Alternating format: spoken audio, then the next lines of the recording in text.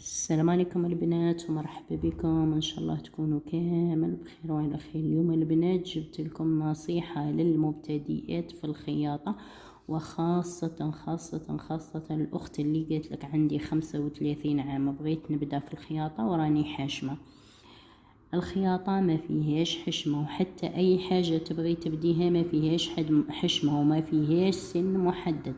الناس راهي طلعت للقمر وهي في السبعينات وفي الثمانينات وفي التسعينات، راهي اعمارهم في السبعين وفي الثمانين وفي التسعين، والناس راهي تفوت في الباكورة عندها 80 عام ما يحشموش. واي حاجة تبديها بالحشمة يقولك اللي يحشم ويخاف ما يدير والو. اي حاجة تبديها بالحشمة وتبديها بالخوف ما غادي تديري فيها والو.